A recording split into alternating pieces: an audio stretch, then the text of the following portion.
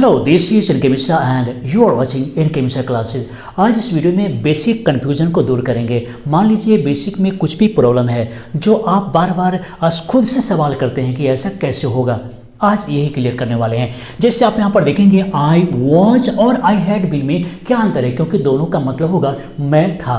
अंतर क्या होगा, आई शुड बी और आई शुड हैव में क्या अंतर है, क्योंकि दोनों का मीनिंग होगा है, यानी कि होना चाहिए। और उसके बाद है आई कांट लेट यू या फिर आई कांट अलाउ यू। इसके बाद में कैसा वर्ब का यूज़ करेंगे, क्या मीनिंग होगा, कब यूज़ करेंगे, ये जानना है। उसके बाद आई नीड नॉट या फिर आई डोंट नीड, दोनों में क्या अंतर है, कैसे यूज़ करेंगे। आई यूज टू और आई एम यूज टू में क्या अंतर है और कैसे यूज़ करेंगे, इन सबको बतलाने जा रहे हैं। लेकिन उससे पहले आपको हम बता देते हैं 3 ऐसे रूल्स बतलाएंगे जो सबको फॉलो करना चाहिए। अगर आप इंग्लिश वास्तविक में बोलना चाहते हैं, आप इंग्लिश में एक्सपर्ट होना चाहते हैं, तो 3 ऐसे रूल्स बतलाने जा रहे हैं जो आपके लिए ज़्यादा ज़रूरी है, बहुत ही ज़्यादा। इसलिए इस वीडियो को अंत तक देखिए, क्योंकि हर एक चीज़ बहुत ही ज़्यादा इंपॉर्टेंट होने वाला है। आज का वीडियो बहुत ही ज़्यादा इंपॉर्टेंट है। तो सबसे पहले हम देख लेते हैं कि लिसनिंग, स्पीकिंग, रीडिंग और राइटिंग, ये तीनों ये जो 4 रूल है, ये पहले तो ओल्ड है, क्योंकि मैं जो न्यू बताने जा रहा हूँ इस पर डिटेल भी बताने जा रहा हूँ। तो किसी भी स्थानीय लैंग्वेज को सीखने के लिए आप जिस भाषा को भी बोलते हैं, इन्हीं 4 फार्मूला के कारण आप बोलते हैं, क्योंकि आपने लिसनिंग किया, आपने बड़े बुजुर्गों को, समाज में लोगों को सुना और स्पीकिंग करना शुरू कर दिया, बोलना शुरू कर दिया। उसके बाद फिर आप रीडिंग और राइटिंग करने लगे, ये 4। लेकिन वही अगर हम इंटरनेशनल लैंग्वेज को सीखते हैं, क्योंकि ये रीजनल लैंग्वेज के लिए, ये फार्मूला जो है रीजनल लैंग्वेज को सीखने के लिए है। और ये अगर आप वही इंटरनेशनल लैंग्वेज को सीखना चाहते हैं, तो इसके लिए आपको ये फार्मूला को अप्लाई करना पड़ेगा।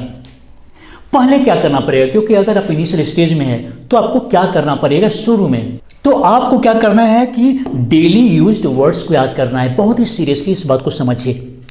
अगर आप इंग्लिश नहीं बोल पाते हैं तो आज से भी ऐसे वर्ड्स को याद करें जो रोज बोली जाती है, हर जगह काम आती है। ऐसे करीब 2000 वर्ड्स को 2000 वर्ड्स आपको याद करना चाहिए, जो रेगुलर यूज होता है। जो बोल रहे हैं इसको सही से समझिए। उसके बाद स्पोकन स्ट्रक्चर्स करीब आपको 200 स्पोकन स्ट्रक्चर्स आपको प्रैक्टिस में रहना चाहिए। 200 स्पोकन स्ट्रक्चर्स आपके लिए बहुत ही ज़्यादा ज़रूरी है। अगर आप इंग्लिश बोलना चाहते हैं तो आपको ये करना पड़ेगा।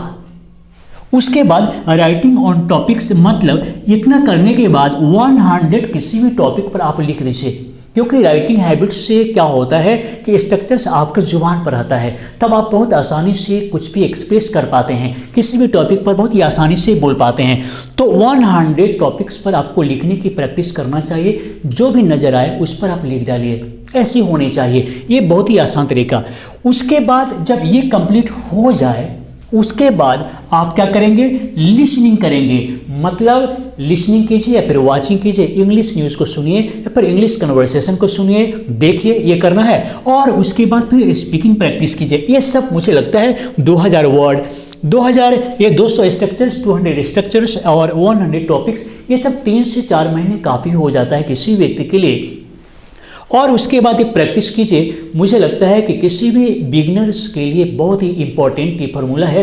आप प्रैक्टिस करके देखिए और देखिए आप में बहुत बड़ी परिवर्तन आएगी। याद क्या रखना है, आज जो मैं बतलाया हूँ, ये जो 4 रूल्स हैं, ये है रीजनल लैंग्वेज को सीखने के लिए। आप किसी भी लैंग्वेज को सीखते हैं बचपन में, इसके जरिए सीखते हैं। लेकिन इंटरनेशनल लैंग्वेज को सीखना चाहते हैं तो आपको ये करना ही पड़ेगा, दूसरा कोई उपाय नहीं है। इसलिए इस फार्मूला को अप्लाई कीजिए और लैंग्वेज को सीखिए। तो चलिए अब विषय देख लेते हैं, लेकिन आगे बढ़ने से पहले आप इस वीडियो को लाइक कर लीजिए। अगर पहली बार इस चैनल पर आए हैं तो इस चैनल को सब्सक्राइब कर लीजिए और बेल आइकन जरूर दबाइए। तो चलिए शुरू करते हैं। तो सबसे पहला स्ट्रक्चर यहाँ पर है आई वॉज और फिर आई हैड बीन का मतलब है मैं था। दोनों का अगर मतलब देखा जाए तो होगा मैं था, लेकिन अंतर क्या है, तो वॉज का प्रयोग जब भी करेंगे, वॉज एंड वर का प्रयोग करेंगे गुण, अवस्था या फिर दोष, मतलब स्थिति को बतलाने के लिए, मैं क्या था, किस हालत में था, ये बतलाने के लिए आप वॉज का यूज करेंगे। और हैड बीन का प्रयोग कंटिन्यूटी के लिए, जब भी कोई एक्शन कंटिन्यू चला है तो उसके लिए हैड बीन का यूज करेंगे, भले ही उसमें वर्ब फोर लगे या नहीं लगे कोई फर्क नहीं पड़ता। लेकिन सेंटेंस के रूप में देखते हैं, I was in my office when he call मी, जब उसने मुझे कॉल किया था मैं ऑफिस में था, मतलब यहाँ पर आई वॉज का प्रयोग क्यों किया गया? अवस्था को बताने के लिए कि मैं कहाँ था और किस हालत में था।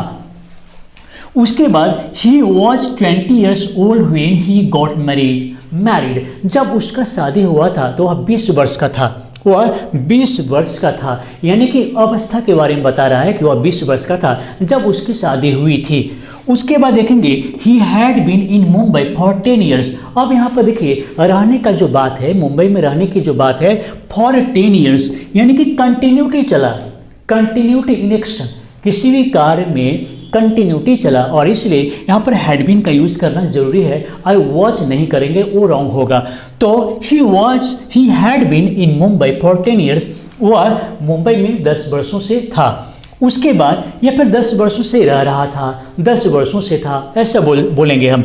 उसके बाद है they had been very healthy since 2018, मतलब 2018 से वे लोग बिल्कुल स्वस्थ थे, वे लोग बिल्कुल ठीक ठाक थे, भला चंगा थे। तो 2018 से अब तक के लिए बताया जा रहा है कि वे लोग बहुत ही बेहतर थे। They were happy when I saw them, जब मैंने उन लोगों को देखा वे लोग बहुत खुश थे। अब उनके फिर अवस्था के बारे में बता रहे हैं कि वे लोग कैसा थे, तो बहुत खुश थे वे लोग। They were happy when I saw them, जब मैंने उन लोगों को देखा वे लोग बहुत खुश थे। तो जब अवस्था के बारे में बतलाना हो तो वॉज एंड वर का प्रयोग करेंगे, और जब कंटिन्यूटी के बारे में बताना हो, लंबे समय तक कुछ चला, तो इसके लिए हैड बीन का यूज करेंगे। लेकिन दोनों का मीनिंग क्या होगा? मैं था। उसके बाद हम देखेंगे यहाँ पर शुड बी और शुड हैव का प्रयोग का दोनों का मतलब होता है होना चाहिए, होना चाहिए, दोनों का मीनिंग होगा होना चाहिए। अंतर क्या है? शुड बी का मतलब ही एक व्यक्ति में बदलाव होना चाहिए, या फिर ये यूँ बोलिए कि बी यहाँ लगा हुआ है, ये भी अवस्था को बोध करता है, जैसे वॉज एंड वर करता है उसी प्रकार। लेकिन यहाँ पर हम क्वालिटी के बारे में बोल सकते हैं, किसी व्यक्ति को ईमानदार होना चाहिए। गुण, दोष और अवस्था का बोध कराने के लिए हम बी का यूज करते हैं। और यहाँ पर हैव का जो प्रयोग है ये पोजीशन के लिए होता है। जब भी किसी वस्तु का स्वामित्व को बतलाना है, स्वामित्व को दर्शाना है, मालिकाना स्थिति को दर्शाना है, तो उस कंडीशन में हैव का प्रयोग होता है। सेंटेंस के जरिए देख लीजिए, जैसे you should be well discipline, आपको अनुशासित होनी चाहिए, मतलब अवस्था के बारे में बता रहे हैं, गुण और दोष के बारे में बता रहे हैं। तो यहाँ पर अवस्था यानी क्या है? अनुशासित होनी चाहिए आपको। उसके बाद है he should be here by evening, उसे शाम तक यहाँ होना चाहिए, उस व्यक्ति को शाम तक यहाँ होना चाहिए। और उस कंडीशन में हम क्या करेंगे? शुड बी का प्रयोग करेंगे, शुड हैव का प्रयोग नहीं करेंगे, शुड बी होगा। और they should not be here without mask, they should not be here without mask, उन लोगों को यहाँ बिना मास्क के नहीं होना चाहिए। तो किसी अवस्था में किसी को होना चाहिए और नहीं होना चाहिए, इस पर बात करने के लिए हम शुड बी का प्रयोग करेंगे। उसके बाद है you should have discipline and honesty. अब आपके पास कौन सा गुण होना चाहिए, मतलब आपको किस गुण पर स्वामित्व का भाव प्रकट करना है, ये बताने के लिए भी शुड हैव का प्रयोग करेंगे। गुण हो या दोष हो या फिर वस्तु हो, किसी पर मालिकाना हक बताने के लिए कि आपके पास ये होना चाहिए, तो उसके लिए शुड हैव का प्रयोग करेंगे। You should have discipline and honesty, आपको डिसिप्लिन होनी चाहिए, आपको अनुशासन होनी चाहिए और आपको ईमानदारी होनी चाहिए। उसके बाद you should have a sense of humour का मतलब है कि आप में हंसी मजाक का भी गुण होने चाहिए। तो कुछ होने चाहिए का मतलब क्या है? कोई गुण या दोष, मतलब कोई क्वालिटी होनी चाहिए, उस पर पोजीशन हो, उस पर स्वामित्व हो, अधिकार हो, और ऐसी अवस्था में हम शुड हैव का प्रयोग करेंगे। और उसके बाद फिर हम देखते हैं नेक्स्ट में यहाँ पर आई कांट लेट और आई कांट अलाउ का प्रयोग कैसे करेंगे, क्योंकि दोनों का मीनिंग एक ही होता है। लेट का मतलब भी और अलाउ का मतलब दोनों सेम। इसका मतलब है किसी को कोई काम करने देना, किसी को कोई काम करने देना। लेकिन यहाँ पर कैन का प्रयोग लगा हुआ है तो सकना होगा ही। जैसे I can't let you go home now, मैं अभी आपको घर नहीं जाने दे सकता हूँ, मैं अभी आपको घर जाने नहीं दे सकता हूँ। लेट का प्रयोग किया गया है, इसलिए यहाँ पर बेयर इन्फिनिटिव का प्रयोग किए हैं, मतलब लेट के बाद में वर्ब का जो प्रयोग करेंगे उसमें टू नहीं लगेगा। और उसके बाद she can't let me talk to others, she can't let me. अब देखिए लेट के बाद जो यहाँ पर मी के बाद जो टॉक लगा हुआ है, इसमें वर्ब नहीं लगा हुआ है और इधर टू नहीं लगा हुआ है, लेकिन टू यहाँ जो लगा हुआ है ये प्रीपोजिशन है।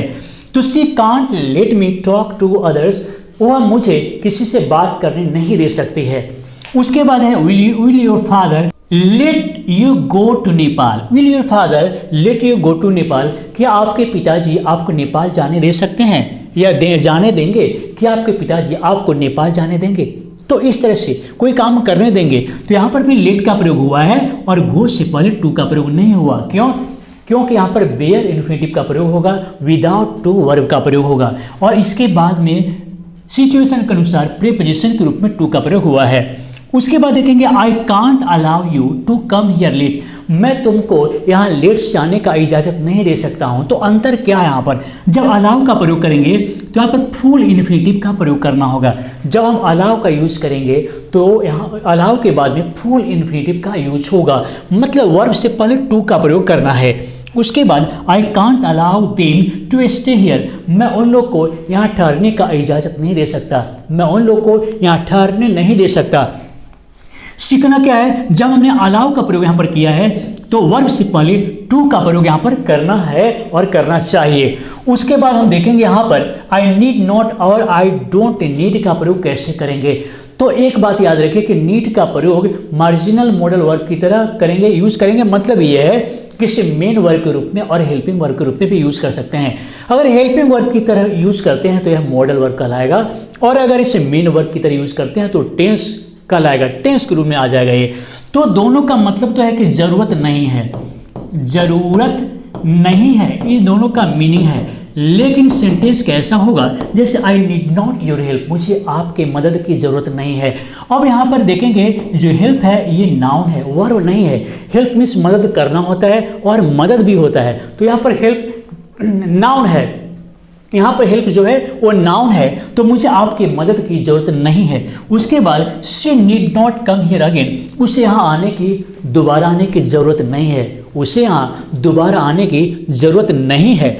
उसके बाद नीड यू लर्न इंग्लिश, क्या आपको अंग्रेजी सीखने की ज़रूरत है। तो ये तीनों जो है ये मॉडल की तरह हो गया।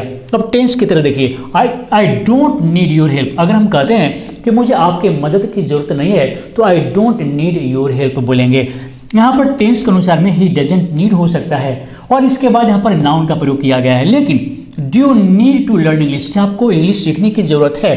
जैसे ये दोनों सेंटेंस एक है, नीड यू लर्न इंग्लिश, क्या आपको इंग्लिश सीखने की ज़रूरत है। या फिर बोल सकते हैं do you need to learn English, क्या आपको अंग्रेजी सीखने की ज़रूरत है। अंतर क्या है दोनों में? ये टेंस के रूप पर बनाया गया है। जैसे डू यू नीड के बाद नीड मेन वर्ब है, और इसलिए दूसरा वर्ब जब भी आएगा तो टू का प्रयोग होगा। दो मेन वर्ब एक साथ आता है तो उसमें टू का प्रयोग होगा, इन्फिनेटिव होगा। पहला मेन वर्ब के बाद में अगर वर्ब लाते हैं तो इन्फिनेटिव के रूप में लाना होगा, तो यहाँ पर इन्फिनेटिव का प्रयोग किया गया है। उसके बाद देखेंगे आई यूज्ड टू और आई एम यूज्ड टू में क्या अंतर है। यूज्ड टू तो पहला, दोनों में बहुत अंतर है। अब यहाँ पर क्या है कि इसमें बहुत ज़्यादा अंतर है। जैसे अगर इसका देखें तो इसका मतलब है किया करता था, किया करता था, पास्ट में कोई काम हम किया करते थे। लेकिन अगर इसका देखें तो इसका मतलब है आदि हूँ, किसी काम के लिए आदि हूँ या फिर अभ्यस्त हूँ, ऐसा होगा। सेंटेंस के रूप में देखते हैं I used to meet her daily, मैं उससे रोज मिला करता था। तो आई यूज टू के बाद में मतलब डायरेक्ट अगर सब्जेक्ट प्लस यूज करते हैं तो इसके बाद में इन्फिनेटिव का यूज होगा, मतलब वर्ब से पहले टू लगाना जरूरी है। तो उसके बाद देखेंगे she used to come to me daily, वह मेरे यहाँ रोज आया करती थी। तो यहाँ पर क्या है, यहाँ पर यूज्ड, सी यूज्ड के बाद में फुल इन्फिनेटिव का यूज हुआ है, मतलब टू प्लस V1 का यूज हुआ है। तो वह मेरे यहाँ रोज आया करती थी। उसके बाद देखेंगे he used to sell tea in his childhood, वह अपने बचपन में चाय बेचा करता था। यहाँ पर भी देखेंगे यूज्ड के बाद में फुल इन्फिनेटिव का यूज हुआ है। लेकिन अब अंतर क्या है, जब हम यूज्ड का प्रयोग हेल्प ये टू बी के साथ में करते हैं तो यहाँ पर जेरेंड का प्रयोग करना पड़ेगा। कैसे? जैसे आई एम यूज टू, अंतर क्या हुआ कि यहाँ पर हेल्पिंग वर्ब हो गया, is are am was word का प्रयोग कर सकते हैं। और उस तो यहाँ पर यूज टू तो हो गया, आई एम यूज टू, और टू के बाद में अक्सर जनरली तो V1 का प्रयोग होता है, लेकिन यहाँ पर जेरेंड का प्रयोग होगा। यही अंतर आपको सीखना है। तो I am use to taking tea, मैं चाय पीने का आदी हूँ, ये चीज़ को जानना है कि यहाँ पर टू लगने के बाद भी वर्ब में ING लगा करके उसे जेरेंड बनाना होगा। तो ये आपको अंतर जानना है। She is used to talking too much, उससे वह बहुत अधिक बोलने की आदी है, वह बहुत अधिक बोलने की आदी है, बहुत ज़्यादा बोलती रहती है।